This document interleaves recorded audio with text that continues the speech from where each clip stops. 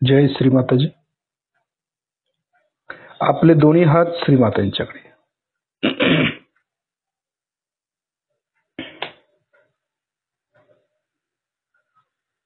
आपण बघायचं आहे श्रीमाताईनं लक्ष दोन्ही हातांच्या बोटांच्या वरती.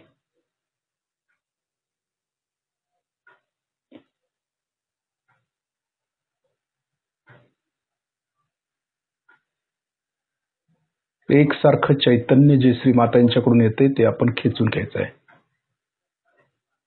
ही खेचायची जी सवय आहे ती आपण आपल्याला पहिल्यापासूनच लावून घ्यायची. कारण चैतन्य खेचणं फार महत्वाचं आहे. नुसतं हातावरती घेणं महत्वाचं नाही, तर खेचता आलं पाहिजे ते. आपण बघतोय श्रीमाताईनं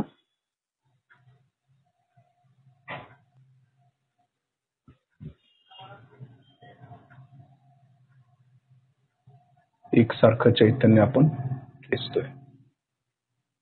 आपल्या डोक्यातले विचार त्यावेळेला आपण हळूहळू कमी करत आणायचे. श्रीमाताईंना बघितल्याबरोबरच आपल्या डोक्यातले विचार पूर्णपणे जायला पाहिजेत किंवा गेलेच पाहिजेत. एकदम निर्विचार होता आलं पाहिजे श्रीमाताईंना पाहताना.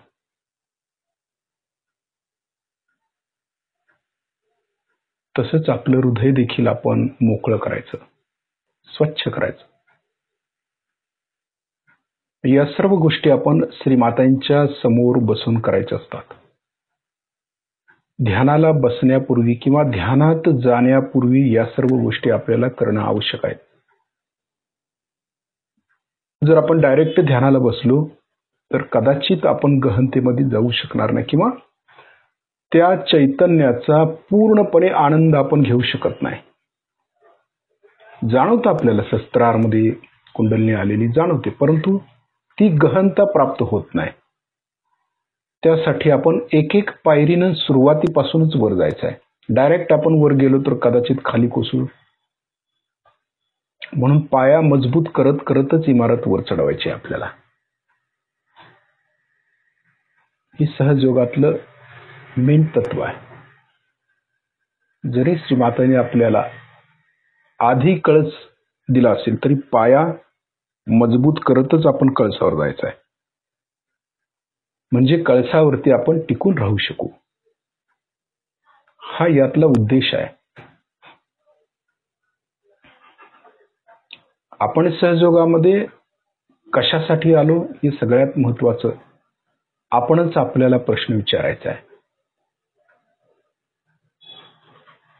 आम्ही सहजयोगामध्ये का आलो, कशासाठी आलो हे पण महत्वाचं आहे. स्वतःला कधीतरी विचारायला पाहिजे ना, का कुठं आम्ही भरकटलोय. सहजयोग तर करतो, ध्यान करतो, प्रचार प्रसार करतो, सगळं करतो, पण आलोय कशासाठी आणि ज्यासाठी आपण आलोय ते आम्ही प्राप्त केलंय का, हा एक प्रश्न आपण स्वतःला विचारायचा. सहजयोगामध्ये श्रीमातांनी आपल्याला आत्मसाक्षात्कार दिलेला आहे. म्हणजे आत्म्याची जाणीव करून दिलेली आहे. त्याची चुणूक करून दिलेली आहे आपल्याला, की आपली कुंडलिनी जागृत करून ती सहस्त्राराचं भेदन करून वर येते आणि आपल्याला आत्मसाक्षात्कार प्राप्त होतो. आत्मसाक्षात्कार प्राप्त झाल्याची लक्षणं कुठली आहेत, तर आपल्या डोक्यातून गार लहरी येत आहेत, हातातून थंड चैतन्य लहरी येत आहेत. याच्या पुढे जाऊन आपण काय केलं हे पण आपण स्वतःला विचारायचं. हे तर ठीक आहे, श्रीमातांनी आपल्याला साक्षात्कार दिला. पूर्वी आपल्याला काहीच माहिती नव्हतं. सहजयोगात येण्यापूर्वी हातातलं चैतन्य माहित नव्हतं, डोक्यामध्ये येत नव्हतं. सहजयोगात आल्यावर हे सगळं मिळालं आम्हाला. आता याच्या पुढे कसं जायचंय, आम्हाला काय करायला पाहिजे.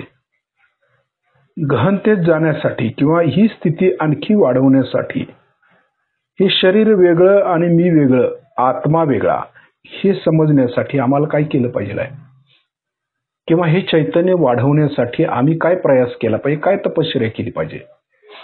त्यासाठी श्रीमातांनी सांगितलेलं आहे, आपल्या ज्या नाड्या आहेत त्या आपण स्वच्छ केल्या पाहिजेत. त्यासाठी मीठ पाण्याचा उपचार केला पाहिजे. तसं चक्र जी स्वच्छ केली पाहिजेत, आपली 7 शक्ती केंद्र आहेत ती स्वच्छ केली पाहिजेत, कारण कुंडलिनीचा मार्ग सोपा होईल आपल्याला वर येण्यासाठी. आणि मग चक्र आणि नाड्या आपण रोज स्वच्छ करायच्या आहेत. एकदा केलो परत 2 दिवस नाही केलं, काय होते बघूया असं म्हणून आपण आळसावलो तर आपली प्रगती सहजयोगामध्ये कधीही होत नाही. जसं आपण शरीरासाठी 2 वेळ जेवतो तसं आपण ध्यान देखील करणं आवश्यक आहे. म्हणजे रोज मीठ पाण्याचा उपचार केला पाहिजे. दिवसातून कधीही करा, सकाळ दुपार संध्याकाळ किंवा सकाळी लागोपाठ 3 वेळा मीठ पाणी श्री गणेश अथर्व शीर्ष म्हणत केला पाहिजे.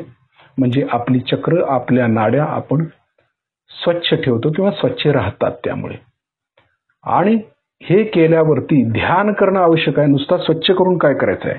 नाड्या स्वच्छ झाल्या, चक्र स्वच्छ झाली, कुंडलिनी कुठे आहे हे महत्वाचं आहे. मग कुंडलिनी शस्त्रावरती आहे, किती वेळ राहू शकते ही पण तपश्चर्या आहे आपली. म्हणजे हे सर्व आपल्याला स्वतःला आत्मपरीक्षण करून पाहिलं पाहिजे. म्हणजे रोज आपण आपली चक्र आपल्या नाड्या स्वच्छ करायच्या आहेत आणि कुंडलिनी जास्तीत जास्त शस्त्राच्या वर ठेवायची आहे.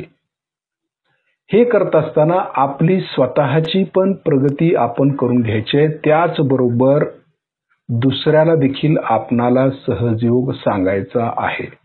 हे पण तितकंच महत्वाचं आहे. म्हणजे जे आपल्याला मिळालेलं आहे ते आपण दुसऱ्याला दिलं पाहिजे. श्री मातांनी सांगितल्याप्रमाणे हा जो प्रसाद आहे श्री मातांनी आपल्याला दिलाय तो सीमित न ठेवता आपल्यापुरता आपण तो दुसऱ्या लोकांना किंवा साधकांना दिला पाहिजे. हे पण तितकंच सत्य आहे. आणि जेवढा वेळ आपण बाह्यामध्ये घालवू किंवा बाह्यामध्ये, आता काही जणांना सवय असते प्रचार प्रसार, काय एकतर प्रचार प्रसारच करत बसतात, अशी पण परिस्थिती होते. परिणाम स्वरूप काय होतं की आपला आतला प्रकाश कमी पडतो. त्यासाठी जेवढा आपण प्रचार प्रसार करू तेवढी ध्यानधारणा केली पाहिजे. आणि काही जणांचं असं आहे की ध्यानधारणाच करत बसतात, प्रचार प्रसार पण करत नाहीत, उलट होतं. म्हणजे आतला प्रकाश पडतो पण बाह्यामध्ये काय प्रकाश दिसून येत नाही, असं देखील होतं, उपयोगाचं नाही. त्यासाठी आपण जे मिळवलेलं आहे आतमध्ये जेवढं ध्यान करतो तेवढा आपल्याला प्रसार देखील केला पाहिजे. म्हणजे लोकांच्या पर्यंत ते चैतन्य पोहोचवलं पाहिजे. म्हणजे सहजयोगामध्ये आम्ही का आलो हे आपल्याला पूर्णपणे समजणं आवश्यक आहे. म्हणजे केवळ आपण ध्यान करण्यासाठी पण आलेलो नाही आहे आणि नुसता केवळ प्रचार प्रसार करण्यासाठी पण आलेलो नाही. या दोन्ही गोष्टी संतुलनामध्ये आपल्याकडून घडल्या पाहिजेत. आणि हे सर्व करत असताना आपण त्या गोष्टी आनंदाने करायच्या आहेत. कुठलेही प्रेशर किंवा बर्डन खाली सहजयोग करायचा नसतो. हे आपण पक्क लक्षात ठेवायचं. याचं कारण असं आहे की ज्या वेळेला आपण सहजयोग करतो त्यावेळेस कोणाच्या तरी प्रेशर खाली आपण असतो कायम. समजा प्रचार प्रसार करतोय तर अंडर प्रेशर पण असू शकतो काही वेळेला. श्री मातांनी तर आपल्याला आत्म्याचं ज्ञान दिलेलं आहे, आत्मसाक्षात्कार दिलेला आहे. आत्मा हा मस्त मावला आहे. म्हणजे त्याला कोणी कंट्रोल करू शकत नाही. आत्म्याला कोणी कंट्रोल करायचं नाही. स्वतंत्र, स्वतःचं तंत्र जाणणारा तो मी स्वतः आत्मा. मग मी आत्मा आहे म्हणायचं आणि दुसऱ्याचं बंधन जर आपण स्वतःवर लादून घेतलं, दुसऱ्याचं जे काय बोलणं विचार जे आहेत ते आपण स्वतःवरती लादून घेतलो तर आपली प्रगती कशी होणार? होणार नाही. आपण स्वतंत्र आहोत. श्री मातांनी प्रत्येकाला स्वातंत्र्य दिलेलं आहे. त्याप्रमाणे आपण पुढे गेलं पाहिजे. कोणाच्या आधिपत्याखाली आपण कार्य करायचं नाही. कलेक्टिव्हली काम करायचं आहे पण आधिपत्याखाली कार्य करायचं नाहीये आपल्याला. हे आपण पक्क लक्षात ठेवायचं आहे. कारण कोणीतरी प्रेशर करताना आपल्याकडून कार्य करून घेतं असं जर होत असेल तर आपण सहयोगी स्वतःला म्हणून घ्यायचं नाही. किंवा असं जर कोण करत असेल तर तो सहयोगी नव्हे. कारण कोणावरती बर्डन करायचं नाहीये सहयोगामध्ये. आणि अशी स्थिती ज्यावेळेला आपली येईल मस्त माऊलासारखी, नाही काय हरकत नाही श्री माताजी आणि मी, असं ज्यावेळेला कनेक्शन आपलं लागेल त्यावेळेला खऱ्या अर्थानं आपण योग्य मार्गावरती आहोत असं म्हणायला काय हरकत नाहीये. म्हणून आपण सहयोगामध्ये हे लक्षात घ्यायचं की काही गोष्टी, काही अडचणी, काही समस्या आपल्याला येतात. काही गोष्टी माहिती नसतात आपल्याला सहयोगामध्ये. मग कुणी काहीतरी असं सांगत असतं हे सांगत असताना आपण आपला देखील विचार करायचा. म्हणजे आपण श्रीमातांच्या समोर बसून बघायचं, ही व्यक्ती असं म्हणते किंवा ही फार जुनी आहे किंवा ही व्यक्ती अशी आहे, तर त्याच्यावर श्रीमाताही असं म्हणतायत. तर आपण श्रीमातांच्या समोर बसून ते बघणं आवश्यक आहे की खरोखर ही व्यक्ती बोलते ती खरं आहे का खोटं आहे. व्हायब्रेशन्स बघता यायला पाहिजे. श्रीमाताने आपल्याला मीच माझा गुरु म्हटलेला आहे. म्हणजे आपण स्वतःचे गुरु आहोत. आपल्यातलं गुरु बल आपण वापरलं पाहिजे आहे. नाहीतर आपण दुसऱ्याच्या आधिपत्याखाली येऊ. हे महत्वाचं आहे. म्हणजे गुरुतत्व किती महत्वाचं आहे आपल्यातलं. श्रीमाताजी जे आपण श्रीमाताने काय म्हणतो, श्रीमाताजी हमें गुरुपद दीजिए आम्ही म्हणतो, परंतु आपण तसं होत नाही. नुसतंच मागणं मागतो. श्रीमाताजी देतायत आपल्याला, परंतु घेण्याची पात्रता आपली असायला पाहिजे. म्हणजे काय, तर आपण आपल्या चैतन्यामध्ये वाढ केला पाहिजे. आपल्या ध्यानामध्ये आपण वाढ केली पाहिजे. आपली चक्र, आपल्या नाड्या आपण कायम स्वच्छ ठेवल्या पाहिजेत. आणि जे काही देवी देवतांचे गुण आहेत आपल्या आतमध्ये, त्या देवी देवतांचे गुण आपल्यामध्ये उतरले पाहिजेत. हे फार महत्वाचं आहे सहयोगामधलं. की नुसता सहयोग करायचं नाही, नुसतं ध्यान करायचं नाही. आपल्याला ध्यानाबरोबर आपली किती प्रगती होत आहे इकडेही लक्ष पाहिजे की नको. का नुसताच ध्यान करत सुटलोय, प्रचार प्रसार करत सुटलोय आणि स्वतःकडे लक्षच नाही आहे. आपण काय मिळवलेलं आहे, काय गमवलेलं आहे, हे आपल्याला जर माहिती होत नसेल तर मीच माझा गुरु म्हणून घेण्यात काय पॉइंट आहे आपल्याला. श्रीमाताने आपल्याला ते गुरुतत्व दिलेलं आहे, पण ते गुरुतत्व असं कडक आहे की त्या गुरुतत्वामध्ये सर्व तत्व येतात. तिथं ब्रह्मा, विष्णू आणि महेश या तिघांचं तत्व मिळून गुरुतत्व तयार झालेलं आहे. मग हे आमच्यामध्ये आहे का हे बघितलं पाहिजे ना आत्मपरीक्षण करून. ब्रह्माचं तत्व ज्यावेळेला जागृत होईल त्यावेळी आम्ही सहजयोग्यांची निर्मिती करू शकतो का हे बघायला पाहिजे. विष्णूचं तत्व आपल्यामध्ये जागृत होत असताना आम्ही या सहजयोगांचं पालन पोषण करू शकतो का, त्यांच्यावरती लक्ष ठेवू शकतो का, त्यांना गायडन्स करू शकतो का, त्यांना योग्य ते मार्गदर्शन करू शकतो का श्रीमातांच्या कृपेत, हे बघणं आवश्यक आहे. आणि शिवाचं तत्व जागृत होत असताना त्या व्यक्तीतल्या निगेटिव्हिटीज आपण काढू शकतो का, त्यांच्यातले वाईट गुण आपण स्वतःकडे खेचून घेऊन आपले चांगले गुण त्या व्यक्तीला देऊ शकतो का हे बघणं आवश्यक आहे. तसंच त्यांच्यातल्या निगेटिव्हिटी आपण खेचून घ्यायच्या आणि आपल्यातली पॉझिटिव्हिटी त्यांना द्यायची, हे आपण करू शकतो का या शिवतत्वामध्ये, हे बघणं आवश्यक आहे. आणि हे तीन तत्व मिळूनच आदि गुरु दत्तात्रेयांचं तत्व गुरुतत्व आपल्यामध्ये येऊ शकतं. पण या सर्व गोष्टी आपल्यामध्ये आल्या पाहिजेत. आणि हे करत असताना आपण आपली प्रगती करत असताना दुसऱ्याची पण प्रगती आपल्याला करायची आहे, हे आपण कधीही विसरायचं नाही. म्हणजे सहजयोगात आल्यावर आपण कुठल्या स्थितीला जायला पाहिजे हे आपल्याला माहिती पाहिजे. किंवा आज आपण ध्यान करतोय, पूर्वी आपण ध्यान करत होतो, आत्ताही ध्यान करतोय आणि पुढेही ध्यान करणार आहोत. मग हे करत असताना आम्ही स्वतःला बघितलं पाहिजे की पूर्वीपेक्षा आत्ता आमचं ध्यान लागतं का, किंवा इथून पुढे जरी आम्ही ध्यान करू ते याच्यापेक्षा थोडंसं वरच्या लेवलचं असेल का, बघायला पाहिजे. म्हणजे यामध्ये माझी प्रगती होत आहे की अधोगतीला मी जातो आहे हे बघायला पाहिजे आमच्यामध्ये. का नुसताच सहयोग करतोय आम्ही, रोज नुसताच पूजन करतोय श्रीमातांचं, नुसताच ध्यान करतोय, स्वतःकडे लक्ष नसेल आपलं तर आपण वाया जाऊ. आपल्याला कळणार नाही की मी कुठल्या स्टेपवरती आहे, किंवा मला चैतन्याची जाणीव होते का, मला समजतं का हाताच्या बोटावरती एवढं मी ध्यानधारणा करतोय, मी माझ्या स्वतःच्या हातावरती पाहू शकतो का व्हायब्रेशन्स, का मी स्वतः गुरु होऊ शकतो का, मी स्वतःला गायडन्स करू शकतो का, हे बघणं अत्यंत आवश्यक आहे. आणि हे करत असताना आपण स्वतः तर तयार व्हायचंच आहे, त्याचबरोबर इतर साधकांना देखील आपल्याला तयार करायचं आहे. म्हणून आपण श्रीमातांच्या समोर बसून या सर्व शक्त्या खेचून घेतल्या पाहिजेत आणि श्रीमाताने प्रार्थना केली पाहिजे की श्रीमाताजी आमच्यातलं गुरुतत्व दिवसेंदिवस विकसित करा किंवा विस्तारित करा. कारण नुसता गुरुतत्व असून उपयोग नाही, ते विस्तारित झालं पाहिजे आहे. आणि गुरुतत्व कधी विस्तारित होईल, ज्या वेळेला आम्ही सहजयोगाचं प्रॅक्टिकल करू. नुसता थेअरी करून काय उपयोग नाही, वाचन करून उपयोग नाही आहे.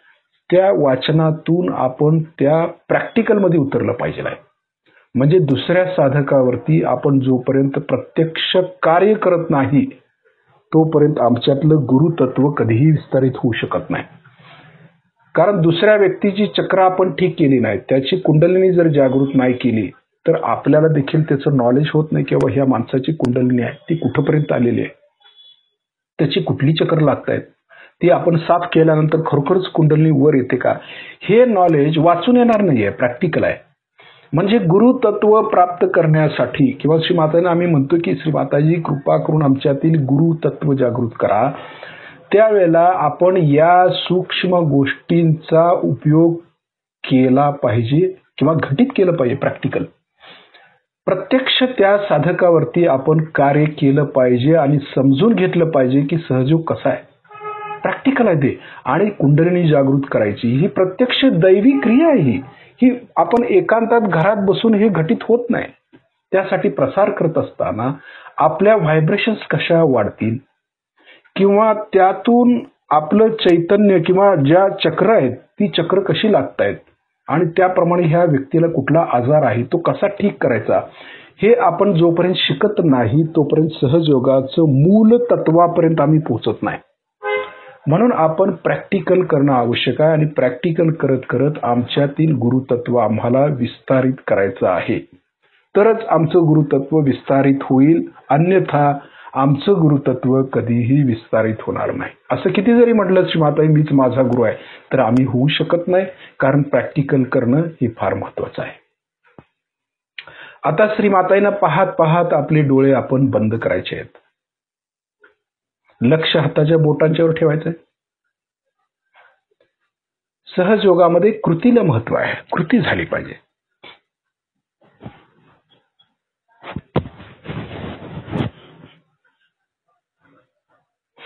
लक्ष हाताच्या बोटांच्या वरती आणि जे चैतन्य येते ते आपण खेचून घेऊन दोन्ही हाताच्या कोपऱ्यापर्यंत घेतोय. एकसारखं चैतन्य म्हणजे श्रीमातांच्याकडून जे चैतन्य येते ते घेणं हे फार महत्वाचं आहे. कारण श्रीमाताजी आपल्याला काहीतरी सुचवत असतात, काहीतरी देत असतात, अलर्ट करत असतात आपल्याला. म्हणून आपलं लक्ष चैतन्याकडे असलं पाहिजे कायम, तरच आपण अलर्ट राहू. नाहीतर आपण म्हणणार की इतकं सहयोग करतोय मी चुकलो कसं, माझं असं कसं झालं. असं होऊ शकतं. याचं कारण असं आहे की आमचं लक्ष व्हायब्रेशन्सकडे नसतं. व्हायब्रेशन्सकडे लक्ष असतं तर आपल्या हातून कधीच चुका घडत नाहीत किंवा चुकीची गोष्ट कधीही होऊ शकत नाही आपल्या हातून, कारण आपल्याला सांभाळणारे श्रीमाताजी आहेत. म्हणून आपलं लक्ष आपल्या आईकडे असावं. आता आपला डावा हात बरोबर कुंडलिनीच्या समोर धरायचा आहे. आता कुंडलिनीवर चढवायची आपल्याला. हात धरल्याबरोबर लक्ष कुंडलिनीकडे लगेच गेलं पाहिजे आणि उजव्या हातानं लगेच कुंडलिनी वरती उचलायची. ती हळूहळू वरती लक्ष कुंडलिनीकडे द्यायचं. ती कशी वर येते इकडे लक्ष पाहिजे आपलं. पाठीच्या मणक्यातून शिस्ती शिस्ती ती वरती आणायची आहे. तिला आपल्या हाताबरोबर ती वर आली पाहिजे अशी जाणीव पाहिजे. एक गाठ मारायची म्हणजे वरती तिला फिक्स करायची. दुसऱ्या वेळेला चढवायची लगेच वर. हळूहळू हळू तिला वरती काढायची. शिस्तीत जाणीव झाली पाहिजे. जाणीव महत्वाची आहे. नुसताच भरभर घ्यायचं आणि काही होत नाही, तिचा काय उपयोग नाही. 2 गाठी शिस्तीत घ्यायची तिला. तिसऱ्या वेळेला परत चढवायची कुंडलीवर, उचलायची तिला वरती वरती वरती. व्हायब्रेशन्स कळल्या पाहिजेत. चैतन्य समजणं गरजेचं आहे. वरती उचलायची 3 गाठी.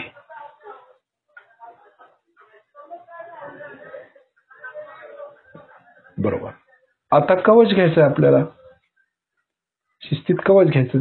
डावीकडून डोक्यावरून उजवीकडे हात, उजवीकडून डोक्यावरून डावीकडे हात. आता लक्ष कवचाकडे द्यायचं आपल्या, म्हणजे वलयाकडे. आपल्या भोवताली जे वलय तयार होतं ना त्या वलयाकडे लक्ष देणं अत्यंत गरजेचं आहे. इथून पुढे या वलयाचं महत्व आपल्याला भविष्य काळात लक्षात येईल की खरोखरच आपण हे वलय मजबूत केलं, त्याचा आपल्याला श्रीमातांनी खरोखरच फायदा झाला सहयोगामध्ये हे कळलं पाहिजे आपल्याला. समजेल ते उद्या परवा लक्षात येईल आपल्याला. म्हणून लक्ष कवचाकडे द्यायचं, आपल्या व्हायब्रेशन्सकडे.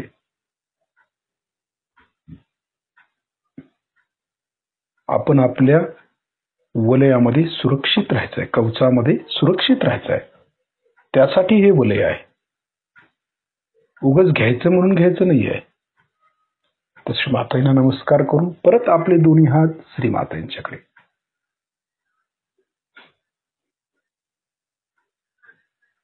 लक्ष आता दोन्ही हातांच्या बोटांच्यावर आणि जे आपण कवच घेतलं ना त्या कवचाकडे लक्ष द्यायचं थोडा वेळ. जे लिंग स्वरूप कवच आहे, शिवलिंग स्वरूप झालं ना आपण कवच घेतले ते, आणि त्याच्या आतमध्ये आपण आहे, त्या लिंगामध्ये आपण आत आहे, शिवस्वरूपात आहे. सगळ्याला काहीतरी अर्थ आहे. डिव्हाइन अर्थ म्हणतो त्याला, दैवी अर्थ आहे त्याला काहीतरी.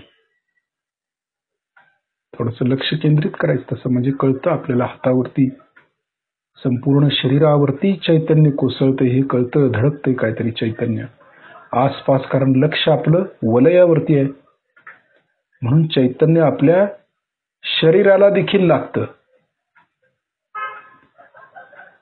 आता आपला उजवा हात हृदयावरती ठेवायचा आहे.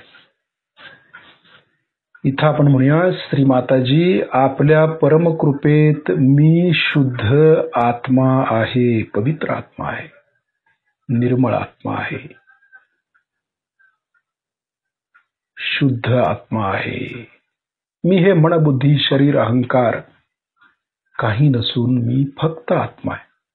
म्हणजे हे काही शरीर आपलं जे स्थूल दिसते ते नष्ट होणारच आहे. ज्या ज्या गोष्टी आपल्याला दिसत आहेत नजरेसमोर त्या सगळ्या नष्ट होणार आहेत. पण जे दिसत नाही, जे अजरामर आहे, अज अमर, तो आत्मा, तो शिव, तो मी आहे. शिवोहम शिवोहम, तो शिव मी आहे. त्या परब्रह्माचा अंश मी आहे, मी आत्मा आहे.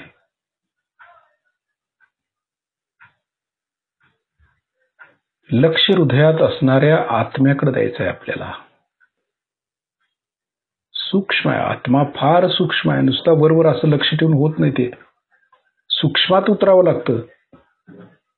नुसता बसलो गार झालं आणि हे झालं काही उपयोग होत नाही. सूक्ष्मात उतरल्याशिवाय काहीही समजत नाही.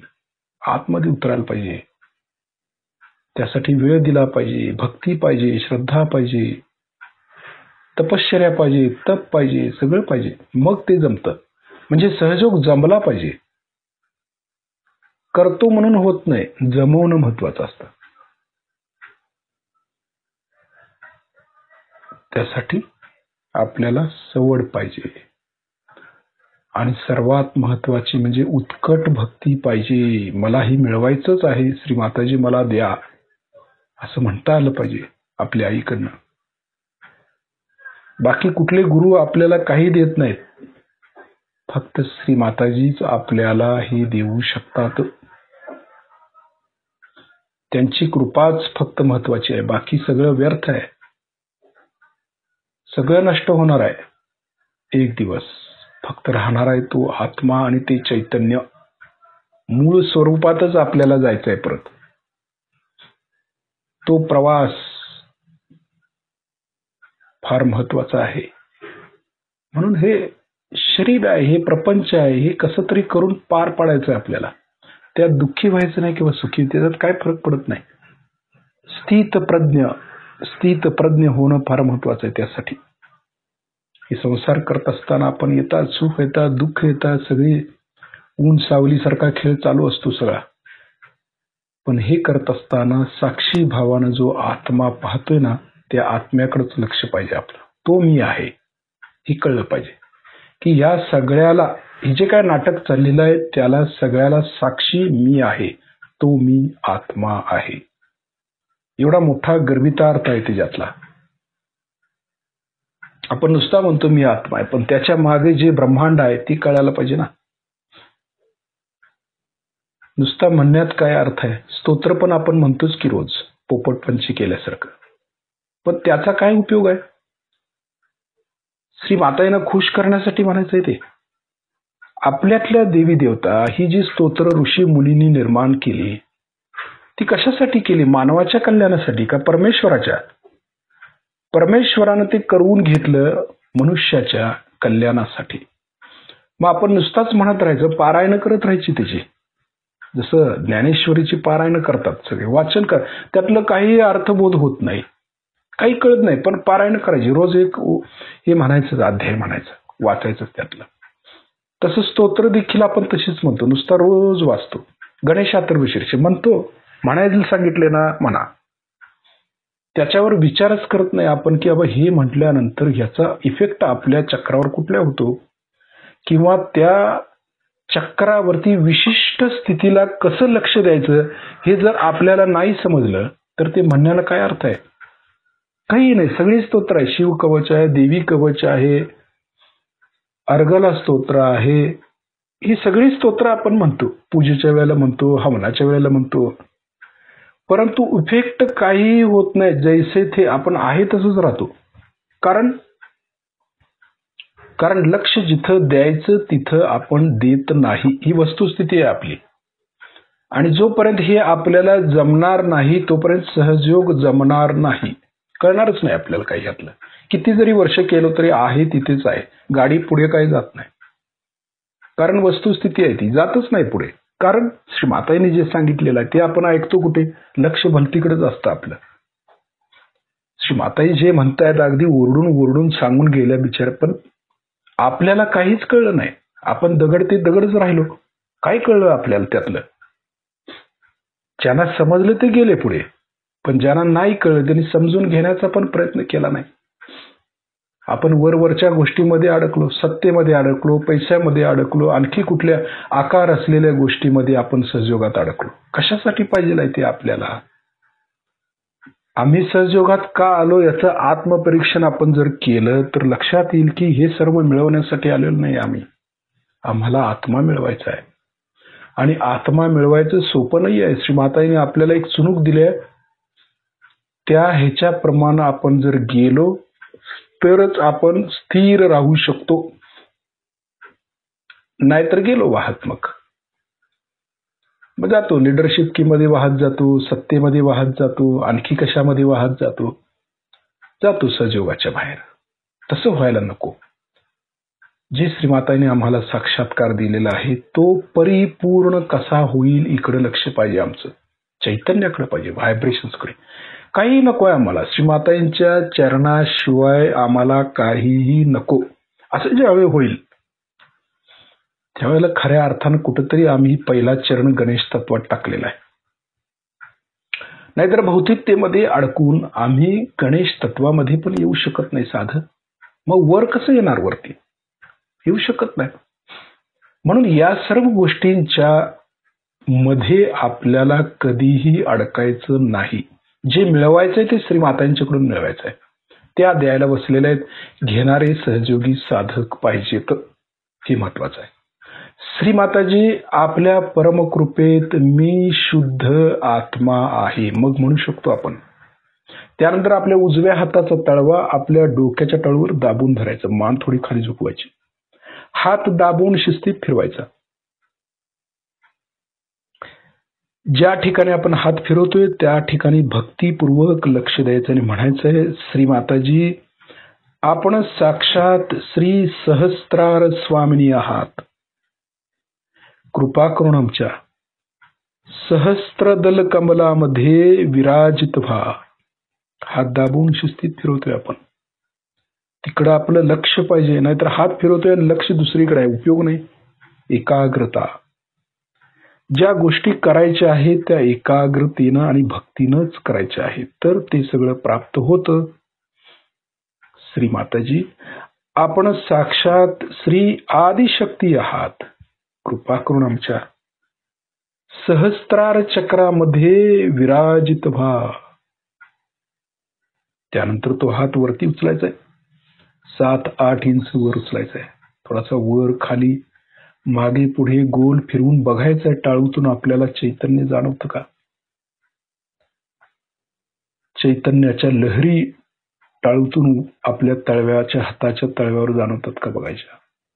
मग त्यानंतर हात खाली घ्यायचा, बघायचं चित्तानं आता आपली कुंडलिनी सहस्त्रारचं भेदन करून वर आली का. सहजमध्ये बघायचं.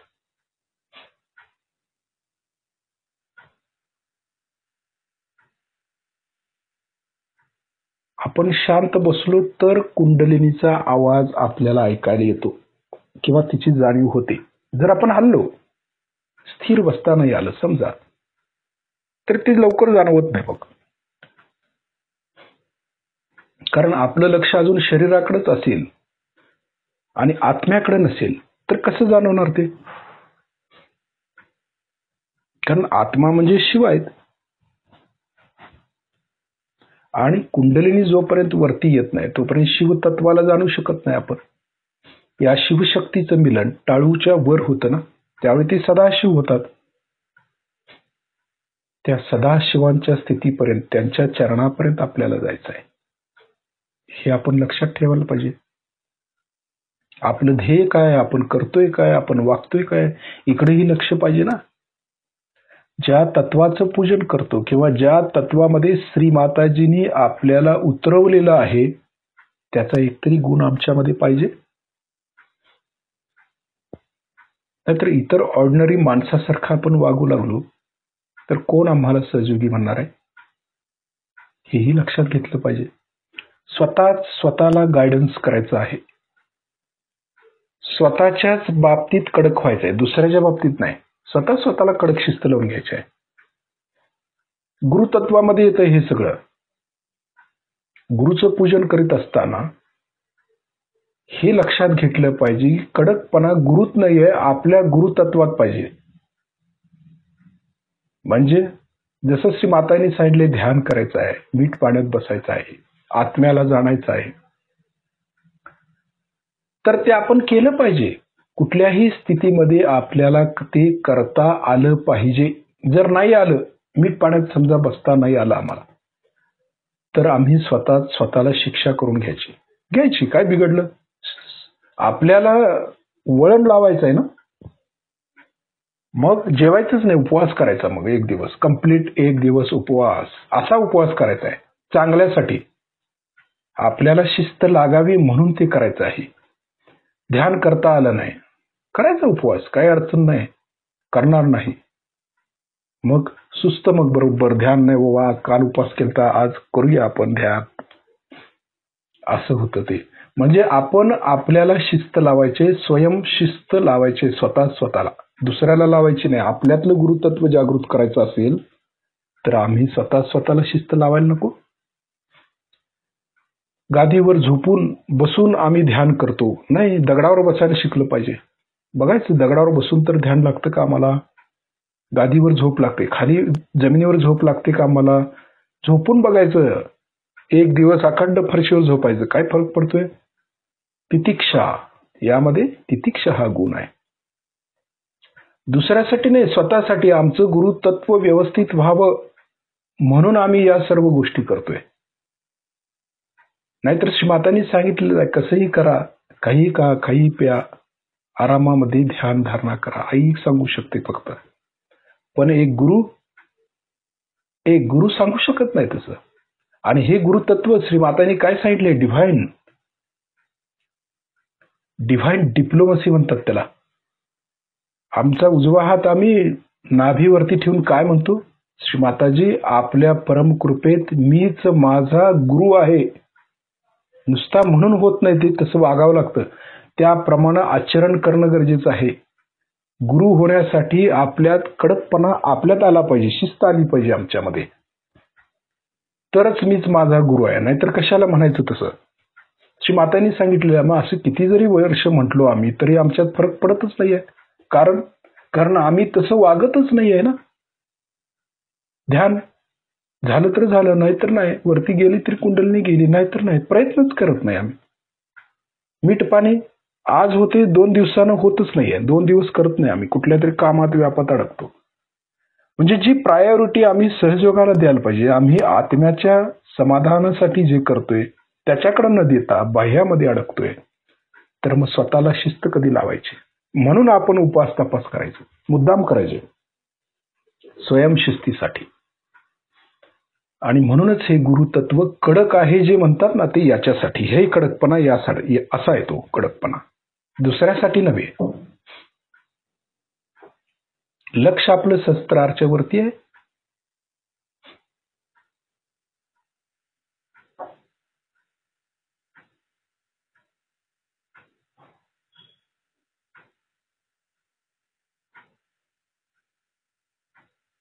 थोडस आता सहस्त्रार मध्ये येऊया.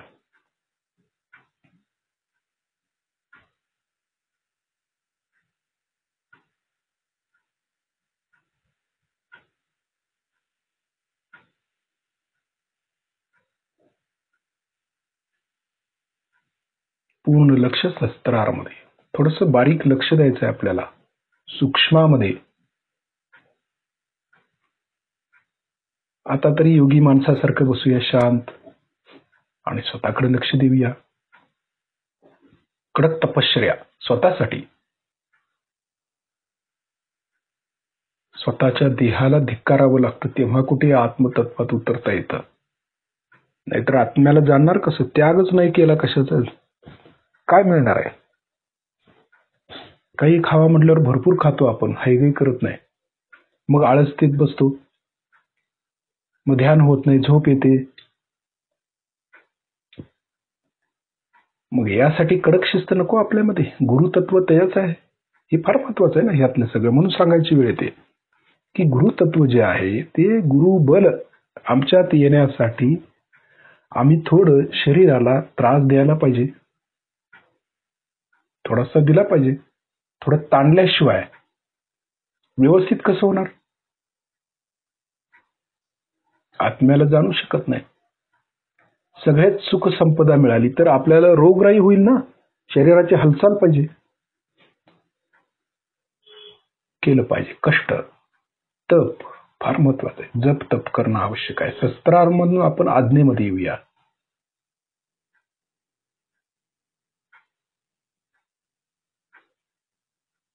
आज्ञेतून विशुद्धी, वरून खाली विशुद्धीमध्ये.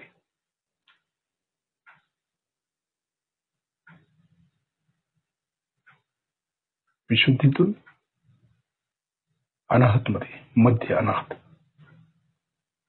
वरून खाली अनाहत, अनाहत मधून नाभी,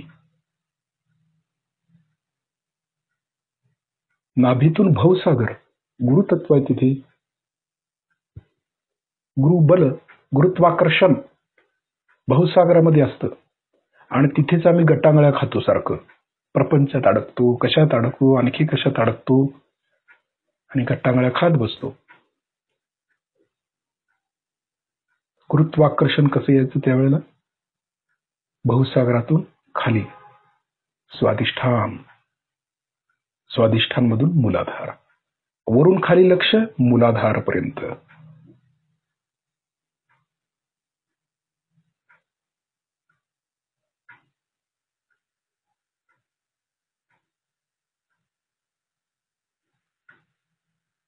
आता काय करायचं आहे? आपले हे संपूर्ण शरीर आहे ना, त्याच्या आकाराकडे लक्ष द्यायचं. फक्त आकार कसा आहे? आतमध्ये नाही, आकाराकडे. आतमध्ये पोकळ आकाश तत्व आहे ना, आतमध्ये आकाराकडे लक्ष द्यायचं संपूर्ण. बाह्यातून लक्ष द्यायचं. आकार कसा आहे आपल्या देहाचा? आपण बसलोय कसं, तसा आकार. जसं रेखाचित्र काढल्यावर कसं दिसेल आपण बसल्यावर, तसं त्या रेखाचित्राकडे लक्ष द्यायचं. आपल्या देह आपण पाहायचं स्वतःला, आकार असलेल्या देहाकडं. आकार उकार मकार असं म्हटले ना. आकार म्हणजे ब्रह्मा, उकार म्हणजे विष्णू आणि मकार म्हणजे महेश, असा याचा अर्थ आहे. म्हणून आकाराकडे लक्ष द्यायचं पहिलं. जी निर्मिती केल्या ब्रह्मदेवाने, तसं ह्या शरीराची निर्मिती केली त्यांनी. म्हणून आकार असलेल्या देहाकडे लक्ष आहे आपलं. बरोबर? कसं कसं लक्ष द्यायचंय बघा. पूर्ण लक्ष देहाकडे. आकार जसं डोकं आहे, मान आहे, अशी आकार आहे ना, खांदा आहे, हात आहेत, पाय आहेत, असा तो आकार आहे.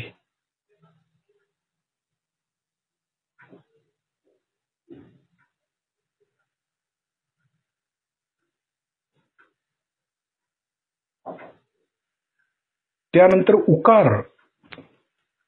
उकार म्हणजे काय? विष्णू. विष्णू तत्व आहे. म्हणजे विष्णू काय चैतन्याच्या स्वरूपात आहेत. म्हणजे जो काय आकार तयार झाले त्याच्या आतमध्ये जे चैतन्य आहे, आपल्या देहामध्ये चैतन्य आहे ना, देहात संपूर्ण चैतन्य आहे. हातामध्ये, पायामध्ये, डोक्यामध्ये, छातीत, पोटात, सगळीकडे आहे ना. मग लक्ष कसं द्यायचं? आकार उकार म्हणजे त्या चैतन्याकडे लक्ष द्यायचं. बघा कसं द्यायचंय लक्ष पूर्णपणे एकाग्रतेनं. आकार झालं उकार. आकार उकार दोन्हीकडे लक्ष देतोय आम्ही. आकार पण लक्ष देतोय देहाकडे आणि त्याच्यामध्ये असणाऱ्या चैतन्याकडे पण लक्ष देतोय.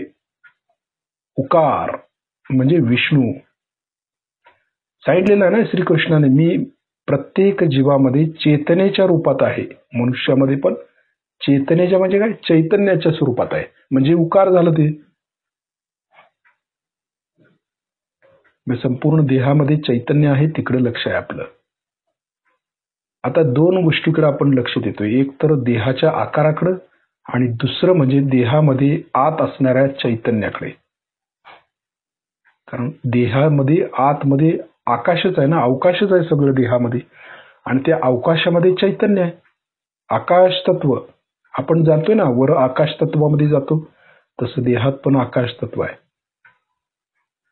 त्याला जाणतोय आम्ही.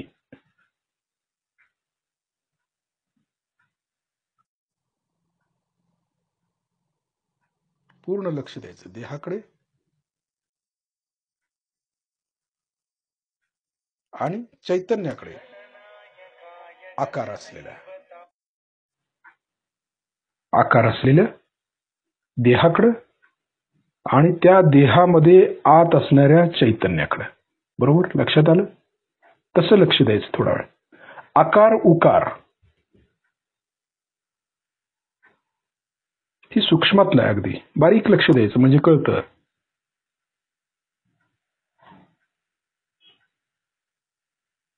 हलायचं नाही म्हणजे लक्षात येतं हा देह आहे बाबा, ह्या देहामध्ये चैतन्य आहे, कळतं.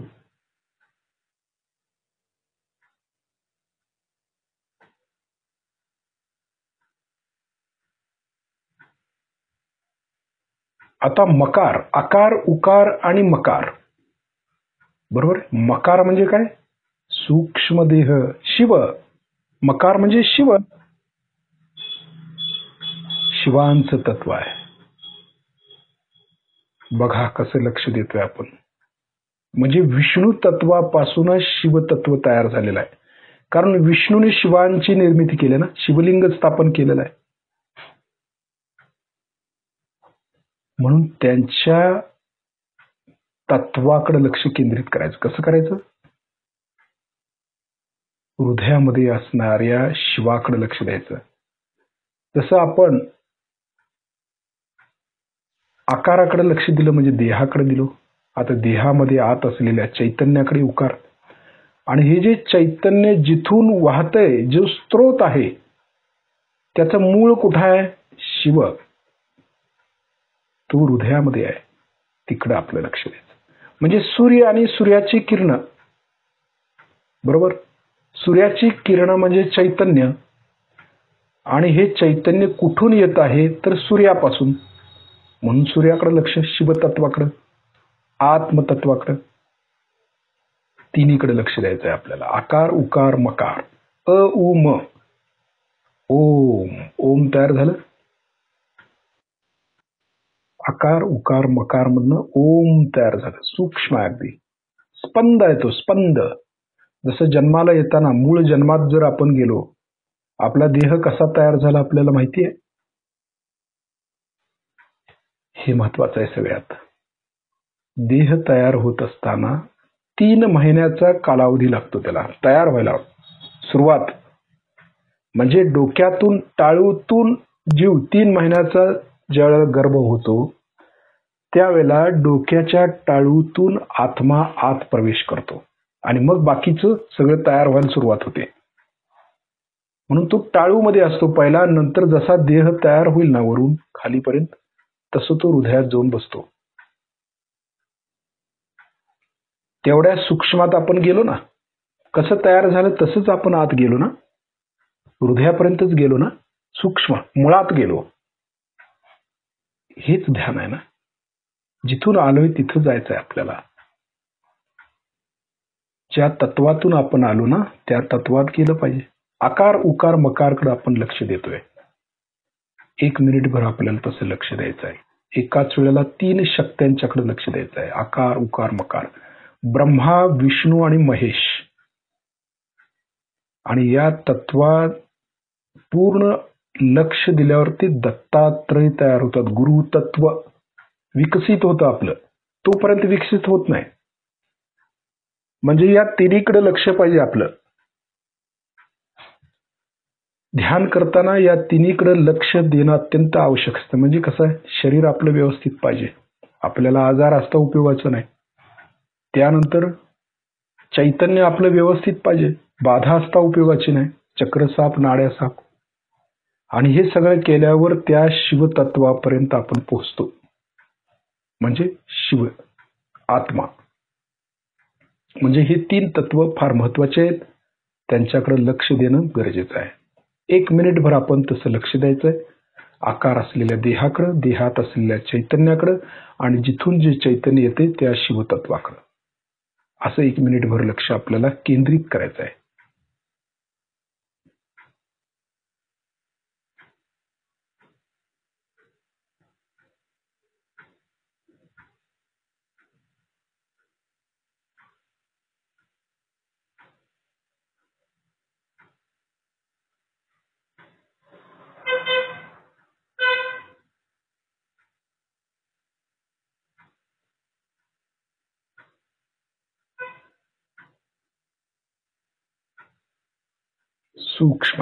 सूक्ष्म झालोय. म्हणजे व्हायब्रेशन्स मध्ये पण किती फरक पडतो ते कळतं.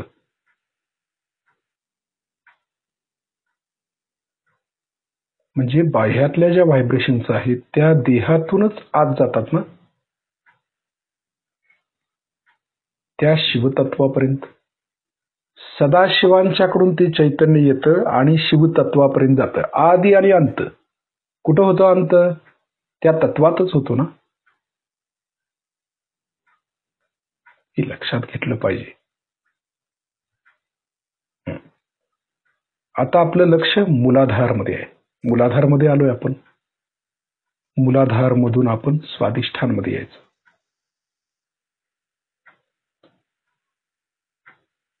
स्वादिष्ठान मधून नाभी मध्ये यायचं. नाभी भवसागर.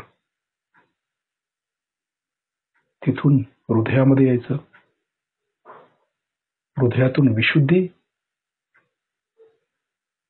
विशुद्धीतून आज्ञा, आज्ञातून सहस्त्रार च्या वर. आलो बरोबर. आता हे करत असताना परत आपल्या देहाकडे, आत्म्याकडे आणि चैतन्याकडे लक्ष द्यायचं आहे. आणखी एकदा द्यायचं. शरीर स्थिर ठेवायचं, हलवायचं नाही. ओम तयार होते ना. लक्षवरती पण आहे, सहस्त्रारच्या वर पण आहे.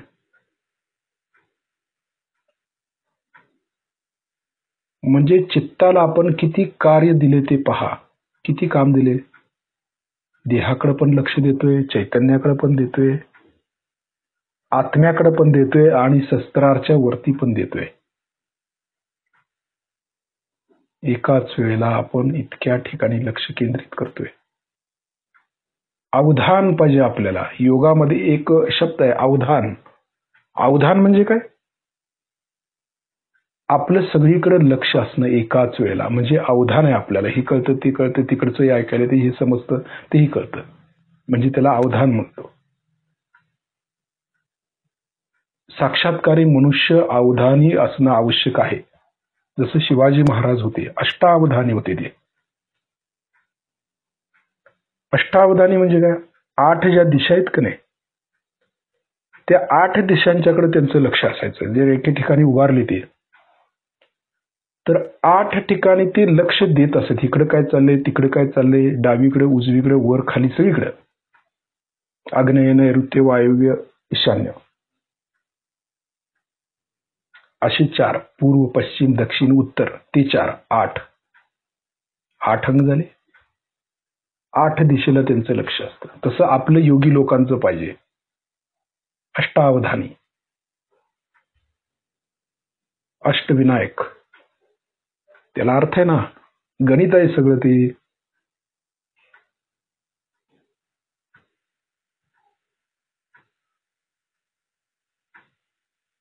आता लक्ष आपलं शस्त्राच्या वरती ठेवायचं, हळूहळू वरती यायचं आपल्याला. आता करायचं काय आहे ते बघूया. लक्ष शस्त्राच्या वर आहे, आपण स्थिर बसलोय. आपल्या देहामधलं जे आकाश तत्व आहे, तिथं जे चैतन्य आहे तिकडं आणि शस्त्राच्या वरती असं लक्ष ठेवायचं. आता फक्त तेवढंच लक्ष ठेवायचं. काय जाणीव होते पाहायचं.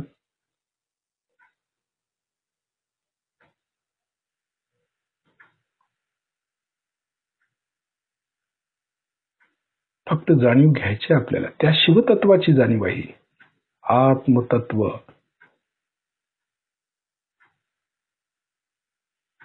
आत्मा विकसित झालाय की नाही कसं कळायचं. आत्मा विकसित झालाय की नाही कसं कळायचं आपल्याला. त्यासाठी लक्ष आहे ते.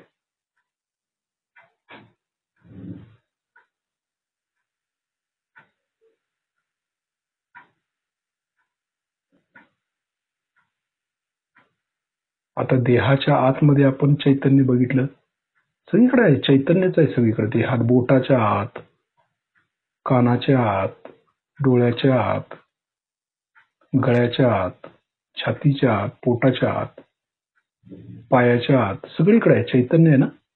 भरलंय सगळं चैतन्य आतमध्ये. देहाकाश.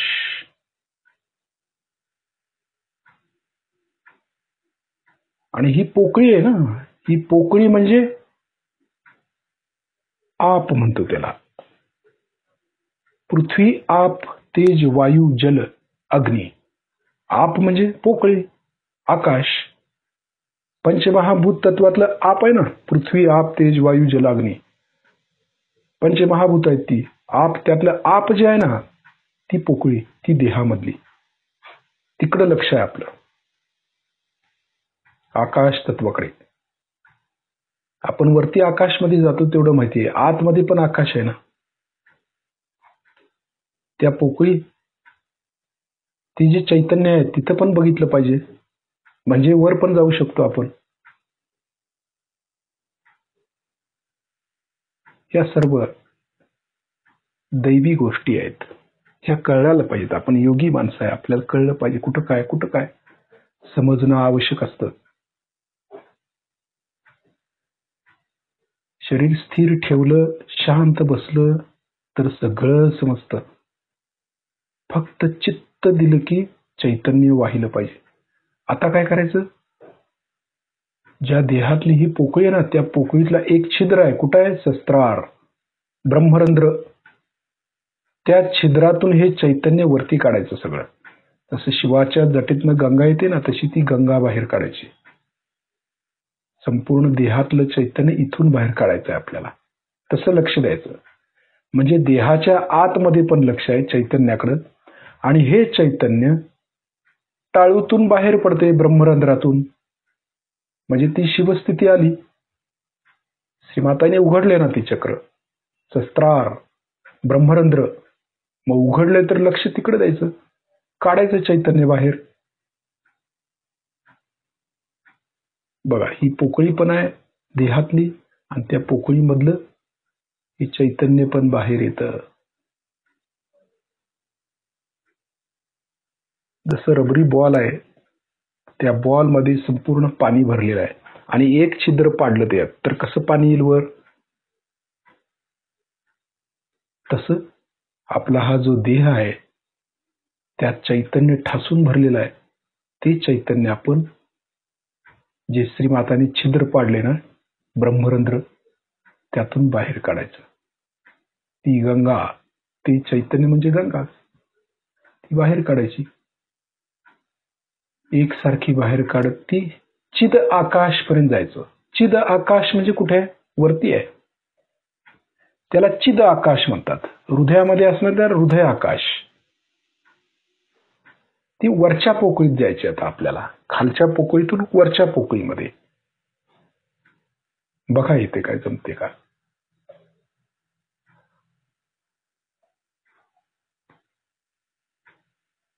अगदी सूक्ष्मामध्ये आहे ते. वरती वरती वरती जातो मग. पण लक्ष खाली पण आहे, कारण चैतन्याची सुरुवात देहातून आहे ना. देहामध्ये आहे चैतन्य, तिथून ते वरती काढलेलं आहे. म्हणजे लक्ष तिथेही पाहिजे. बघा, तसा प्रयत्न करायचा आहे आपल्याला, वरती वरती न्यायचा.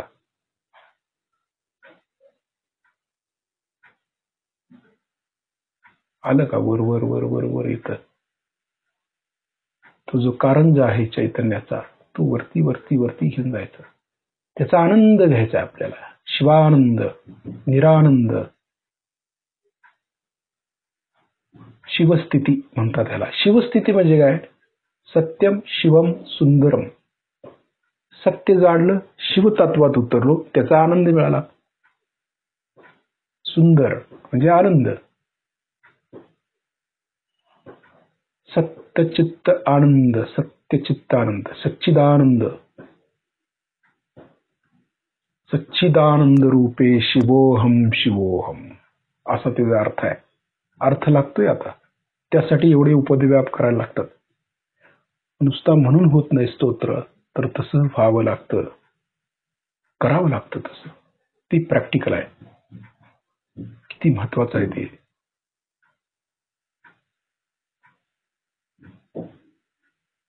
एक 2 मिनिटं त्या अवस्थेत राहायचं आपल्याला, स्थिर.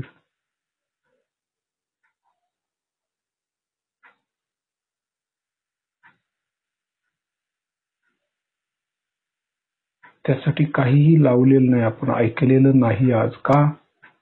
याचं कारण असं आहे की आपल्याला सूक्ष्मातल्या गोष्टी कळल्या पाहिजेत. जर आपण आवाज ऐकला तर ते काही वेळेला कळत नाही, लक्षात येत नाही, सूक्ष्मातलं समजत नाही. हे फार सूक्ष्मातलं आहे की जे चिद आकाश, हृदय आकाश किंवा जी पोकळी आहे, त्यातून जे चैतन्य आहे, ते चैतन्याकडे एकाग्रतेनं लक्ष दिल्याशिवाय कळत नाही. ते काही कळत नाही. म्हणून काही कानावर पडू द्यायचं नाही, फक्त त्या जाणीवीकडे लक्ष द्यायचं. पूर्ण एकरूपता. आता वरती चैतन्य घेऊन जातोय ना आपण आकाश तत्वाकडे, खालच्या आकाशातून वरच्या आकाशामध्ये.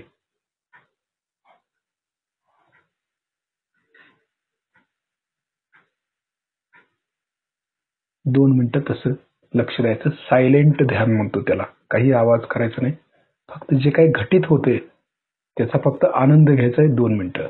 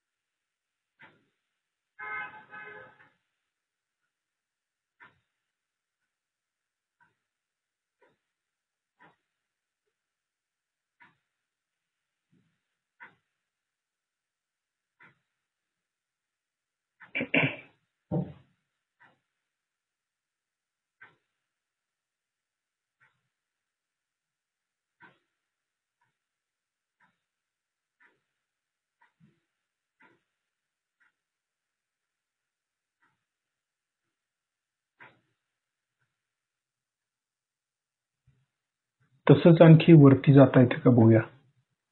आकाश तत्वातून तसंच वर जलतत्वापर्यंत.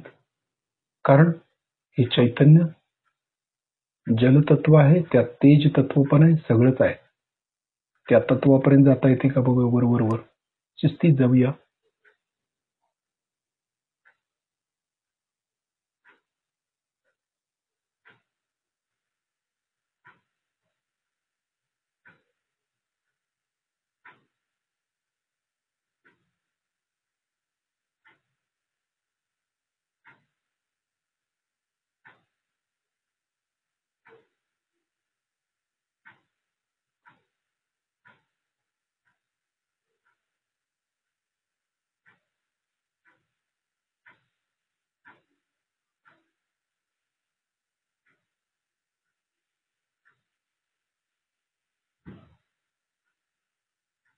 निरानंद आनंद मिळतो त्याचा.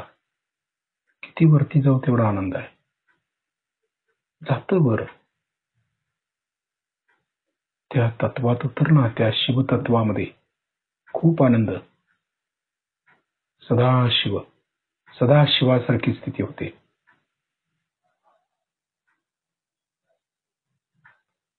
योगी लोकांनी जे चित्र काढून ठेवले ते खरंच अगदी त्यांना जे अनुभव आले तसं त्यांनी ते चित्र काढून ठेवलं. तसंच आहे हे शिवस्थिती.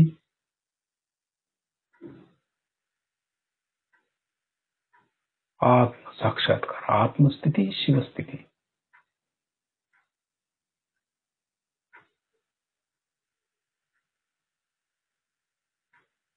आणि ती पण सहजमध्ये श्रीमातांची कृपा.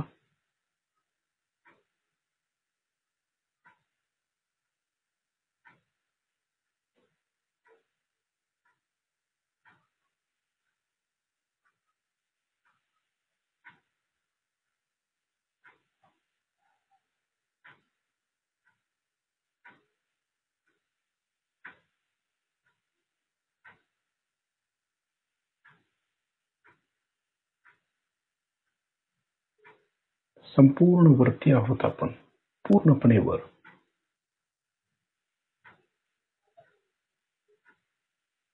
देह सोडताना देखील ही अशीच अवस्था असते. समाधी अवस्था म्हणजे काय? समाधी स्थिती ही म्हटले ना, सदाशिव शिवोहम शिवोहम. समाधी स्थिती ही म्हणजे काय? ही स्थिती समाधी स्थितीच आहे.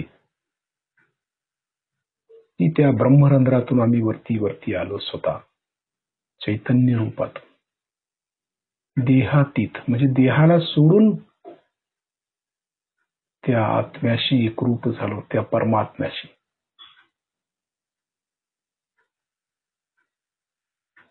ही समाधी, ही अवस्था, ही स्थिती आपण रोज प्राप्त केली पाहिजे. प्रयत्न तर केला पाहिजे. आपलं टार्गेट काय समजलं आपल्याला, त्या दृष्टीने केलं पाहिजे प्रयत्न. सहजयोगात का आलो हेच उत्तर हे आहे, ही प्राप्त करण्यासाठी. आणि आपण कुठं अडकलोय, का अडकलोय आपण स्वतःच बघायचं. अलिप्तता, डिटॅचमेंट हा शिवांचा गुण आहे. तो आपल्यात नाही आला तर कसं वर जाणार?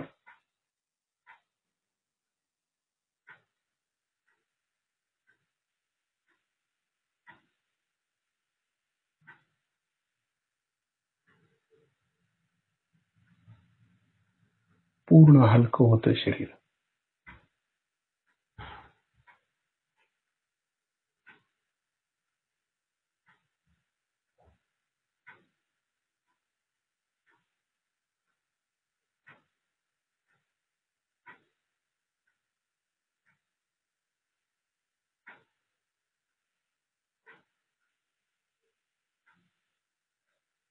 उठावसं वाटत नाही अशी स्थिती होते आपली. नाही असं नाही. कारण एकदा ब्रह्मानंदी टाळी लागली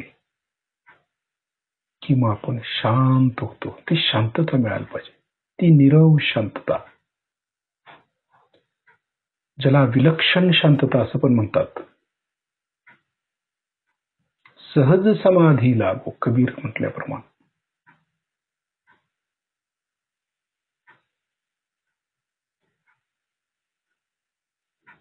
किती महत्वाचं आहे सहजमध्ये वरती. हातातले व्हायब्रेशन्स पण बघू शकतो आपण, कुठल्या स्थितीवरती आहेत, काय आहे, कसं कळतं ते. पूर्णपणे जजमेंट देतात हे हात. हात बोलू लागतील ना. कुराणमध्ये सांगितलंय मोहम्मद साहेबांनी, हात बोलू लागतील. काय स्थिती आहे, काय नाही आहे, कुठल्या अवस्थेत आहे, हात बोलू लागतील.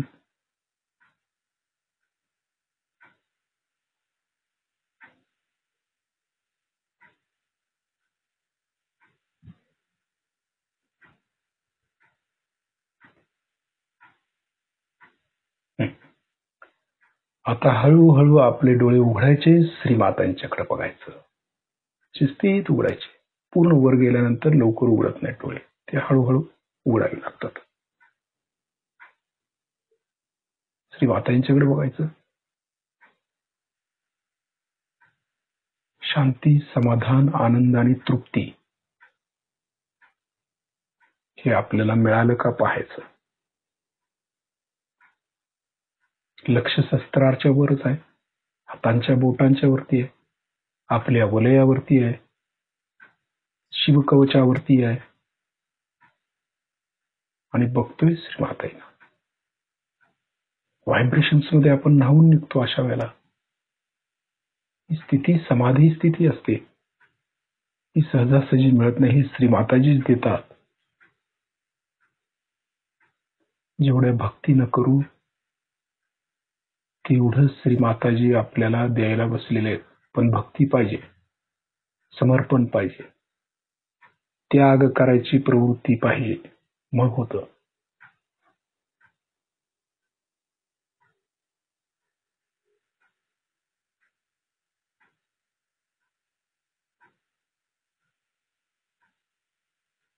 श्रीमाताईंना आपण नमस्कार करूया, त्यांचे आभार मानूया.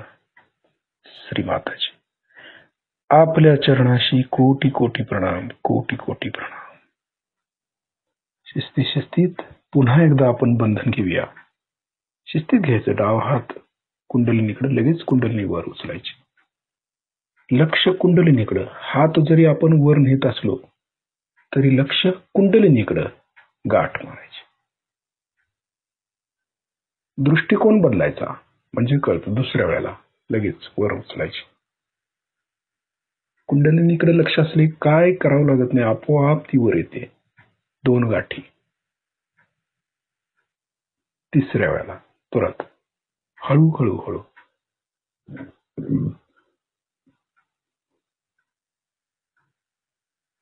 3 गाठी.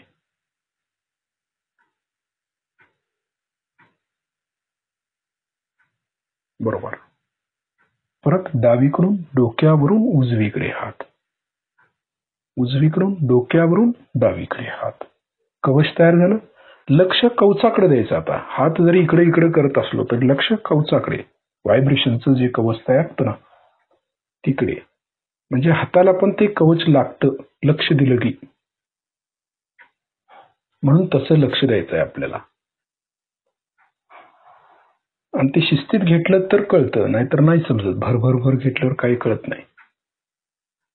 कर्मकांड झालं ते. तर भक्ती पाहिजे, भक्तीनं करतोय.